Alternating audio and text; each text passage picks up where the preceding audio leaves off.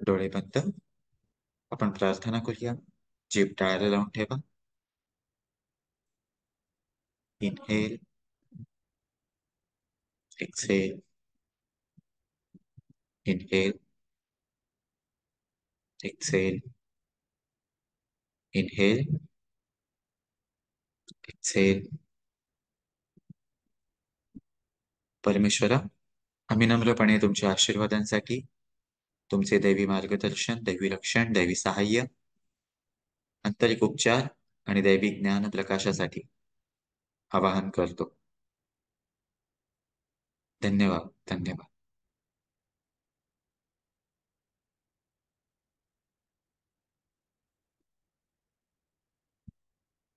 आपण जेव्हा गणपती ही मूर्ती म्हणून, चित्र म्हणून जेव्हा बघतो, तेव्हा खरं तर म्हणजे त्या मूर्तीमध्येच अनेक सिम्बॉल आहेत आणि तसंच वेगवेगळ्या गोष्टींमध्ये पण खूप सिम्बॉल आहे.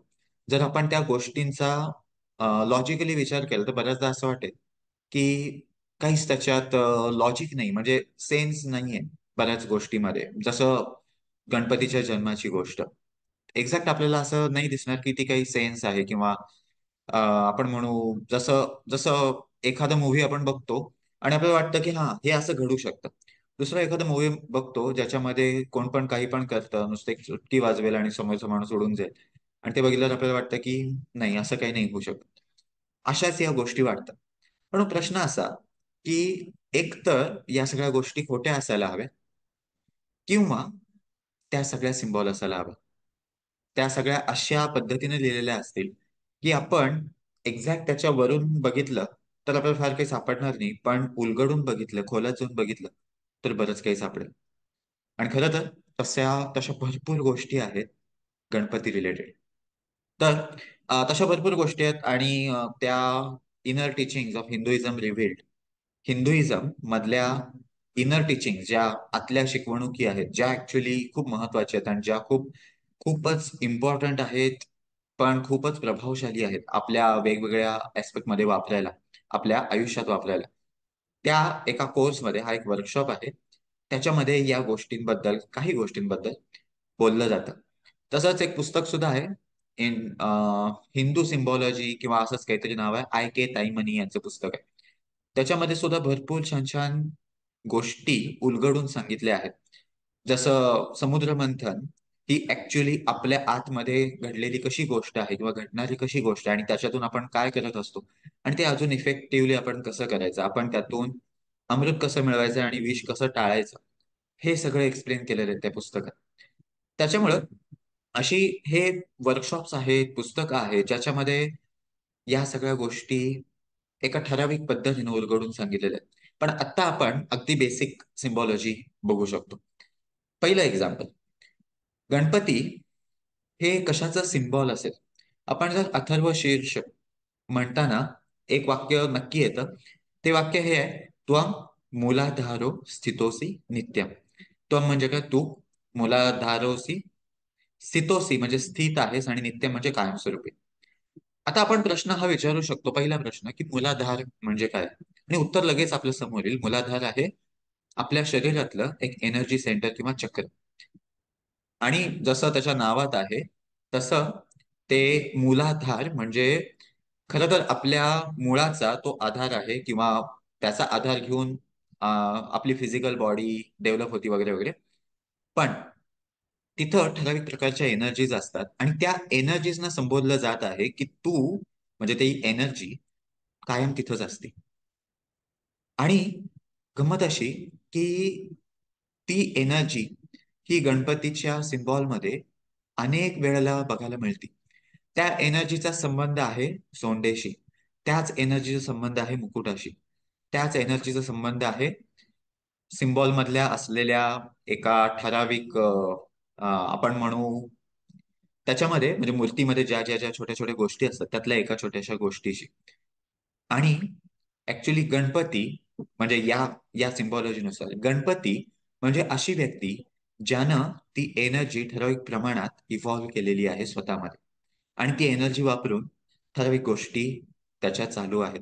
ठराविक गोष्टी म्हणजे कुठल्या? परत त्या आपल्याला गणपतीच्या मूर्तीच्या सिम्बॉलमध्ये पण बघायला मिळते. त्यातलीच एक ठराविक गोष्ट म्हणजे जे तुटलेला दात आहे तो आहे, त्यातलीच एक गोष्ट म्हणजे फुगलेलं पोट आहे, त्यातलीच एक गोष्ट म्हणजे उंदीर सुद्धा आहे. आणि या सगळ्या गोष्टी फक्त सिम्बॉल नाही तर त्या टेक्निक्स आहेत. आणि ही खूप इंटरेस्टिंग गोष्ट आहे. मला जेव्हा ही गोष्ट समजली होती, की जसं मी लहानपणापासून ऐकत होतो की गणपतीचं फुगलेलं पोट का असतं, कारण आपल्यात पोटात घालण्यासाठी. एक न पटणारी गोष्ट, म्हणजे याचा अर्थ काय असं वाटायचं. पण जेव्हा हे लक्षात आलं की फुगलेलं पोट किंवा मोठं पोट ही एक अफलातून टेक्निक आहे, ज्यानं आपण स्वतःची एनर्जी ठराविक ठिकाणची बदलतो आणि त्याचा वापर करून आपण संपूर्ण शरीराची एनर्जी बदलतो. तसंच उंदीर ही, आपण म्हणतो उंदीर हे वाहन आहे, पण त्या उंदराच्या सिम्बॉलॉजी मध्ये आहे की आपण ठराविक ठिकाणी आपल्या शरीराच्या ठराविक एका पॉइंट मधून कुठं कुठं फिरू शकतो. जसं उंदीर फिरतो कुठेही आणि तो लहान आहे कुठेही घुसू शकतो, तसंच आपण कसं जाऊ शकतो आणि तिथून काय आणू शकतो. तर या सगळ्या गोष्टी आहेत. आता हे झालं पहिलं. ही एक पर्टिक्युलर ऊर्जा जी मूलाधारात कायम स्थित असती, हा एक सिम्बॉल आहे गणपतीचा. आणि आपण जर वेगवेगळ्या टेक्निक्स बघितल्या, टेक्निक्स म्हणजे गणपतीची पूजा, याच्यामध्ये ज्या वेगवेगळ्या गोष्टी येतात त्याच्यामध्ये ही गोष्ट परत परत ऍड्रेस केली जाते. आता दुसरी गोष्ट, आणि ही गोष्ट कुठून स्टार्ट होती, अगदी हरितालिकेची जी गोष्ट आहे तिथपासून ही गोष्ट आणि ही सगळी सिम्बॉलॉजी चालत येते. आपल्याला त्या गोष्टीमध्ये सुद्धा इतक्या अफलातून टेक्निक्स सापडतील की आपण थक्क होऊन जाऊ जेव्हा ती गोष्ट आपण त्या अँगलनी वाचू तेव्हा. पहिलं झालं ती पर्टिक्युलर एनर्जी. दुसरं आहे, त्याच पर्टिक्युलर एनर्जीला एक एक शब्द आहे, तो म्हणजे सरपंट फायर. सरपंट म्हणजे सरकणारा, म्हणजे सरपटणारा जीव. म्हणून त्याचा सिम्बॉल कधी कधी नागाच्या रूपात दाखवला जातो. आणि दुसरा आहे ते म्हणजे फायर, आग. आणि या दोन्ही गोष्टी आपण वापरू शकतो आपल्यासाठी. आता दुसरी आहे, गणपती ही बुद्धीची देवता मानली जाते, बुद्धीची देवता. पण बुद्धी म्हणजे काय? आणि इथं गंमत आहे. ती जी एनर्जी आहे जी मूलाधारात आहे, ती जेव्हा आपल्या ब्रेन पर्यंत येते आणि इथल्या एका चक्रात येते, याला म्हणतात सहस्रार चक्र, तेव्हा इथली तर एनर्जी बदलतीच, आपल्या मेंदूची एनर्जी बदलती, संपूर्ण शरीराची एनर्जी बदलती. पण मुळात ठराविक इथल्या चक्रांची एनर्जी बदलल्यामुळे आणि मेंदूची एनर्जी बदलल्यामुळे ती व्यक्ती दोन प्रकारच्या इंटेलिजन्स मध्ये खूप प्रगत बनते. पहिला इंटेलिजन्स आहे ज्याला आपण म्हणतो, ज्याला संस्कृतमध्ये शब्द आहे प्रज्ञा किंवा मत्ती किंवा मत्ता. आणि दुसरा शब्द आहे ज्याला, म्हणजे ही वेगळ्या प्रकारचा इंटेलिजन्स आहे, ज्याला इंग्लिश मधलं नाव आहे इंट्युटिव्ह इंटेलिजन्स. संस्कृतमध्ये त्याला म्हणलं जातं धी किंवा बुद्धी. आणि ही जी एनर्जी आपली वाढती त्यानं आपण बऱ्याच गोष्टी फास्ट शिकू शकतो. आपण बऱ्याच गोष्टी स्वतःमध्ये एकदम वेगाने डेव्हलप करू शकतो. आणि म्हणून आज जे आपण मेडिटेशन करणार आहोत त्याच्यामध्ये सुद्धा आपण एक्झॅक्टली हेच चक्र वापरतो, जेणेकरून आपली इंट्युशन मिळवण्याची कपॅसिटी वाढेल. त्याच्यामुळं हा एक सिम्बॉल आहे गणपतीचा. ऍक्च्युली आपण हे खरं तर रिफ्लेक्ट करू शकतो की हे जे 5 दिवस, 6 दिवस, 7 दिवस, 10 दिवस, जे काही दिवस आहेत गणपतीचे, त्याच्यामध्ये आपण मूलाधारात स्थित असलेल्या ऊर्जेला वाढवतो आणि वापरतो का? दुसरा प्रश्न, त्याच्यामध्ये आपण अशा कुठल्या कुठल्या गोष्टी करतो ज्यानं आपला इंटेलिजन्स वाढतो. आणि दोन प्रकारचे इंटेलिजन्स, प्रज्ञा सुद्धा आणि बुद्धी सुद्धा. त्याच्या पुढची गोष्ट आहे ते म्हणजे गणपती हा रिमूव्हल ऑफ ऑब्स्टॅकल मानला जातो. आणि परत हा सिम्बॉल आपल्याला परत परत बघायला मिळेल. याचा संबंध आहे जास्वंदाच्या फुलाशी, याचा संबंध आहे मूलाधाराशी सुद्धा. कारण ते जे पर्टिक्युलर चक्र आहे ते ज्या ज्या व्यक्तीचं ते चक्र खूप स्ट्रॉंग असतं आणि त्याच्यात भरपूर एनर्जी असते, त्या व्यक्तीला आपण कुठलंही काम करायला सांगितलं आणि त्याची जर बुद्धी आणि इंटेलिजन्स, प्रज्ञा, दोन्ही डेव्हलप्ड असेल तर तो व्यक्ती कुठलंही काम करू शकतो. आणि म्हणून तो व्यक्ती स्वतःच्या आयुष्यात येणारे ऑब्स्टॅकल्स त्यांना ब्रेकडाऊन करू शकतो. आणि या सगळ्याचा संबंध आहे एका ठराविक रंगाच्या प्राणाशी सुद्धा. प्राणा म्हणजे एनर्जी. ही एनर्जी वेगवेगळ्या रंगांची असते.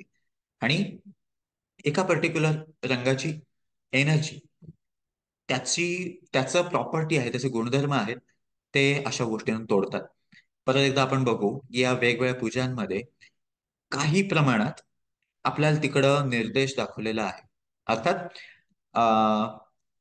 खरं तर या सिम्बॉलच्या बाबतीत असं वाटतं की जेव्हा आपल्याला कोणतं पर्टिक्युलरली सांगतं की याचा अर्थ ऍक्च्युली असा आहे, तेव्हा ते आपल्याला लगेच लक्षात येतं. जसं एखादी जादू असते, जेव्हा आपण ती जादू बघतो तेव्हा आपल्या लक्षात येत नाही नक्की काय झालं. आपल्याला काहीतरी वाटतं की काहीतरी अदृश्य झालं आणि परत आलं. पण जेव्हा तोच व्यक्ती ते उलगडून सांगेल तेव्हा आपल्या लक्षात येईल, हा हे असं आहे आणि हे मी सुद्धा करू शकतो. त्याच्यामुळं आजच्या मेडिटेशन मध्ये आपण या 3 गोष्टींवर फोकस देऊ. पहिली गोष्ट आहे ते म्हणजे आपला इंटेलिजन्स वाढवणं आणि हे क्रौन चक्र मोठं करणं.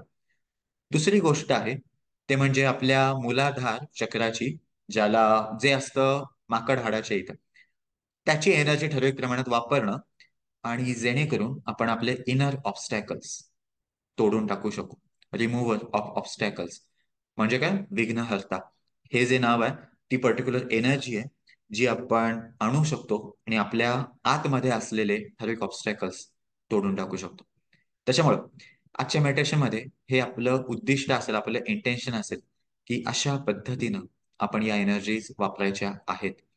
आणि मग आपण पहिल्यांदा मेडिटेशन करू, पहिल्यांदा व्यायाम असेल, मग मेडिटेशन, मग परत आपण ती जी एनर्जी आपल्याला भरपूर मिळालेली आहे आणि आपलं क्राऊन चक्र मोठं झालेलं आहे, ती सगळी एनर्जी आपल्या शरीरातून फिरवू जेणेकरून ही ऑब्स्टॅकल्सची एनर्जी बाहेर पडेल आणि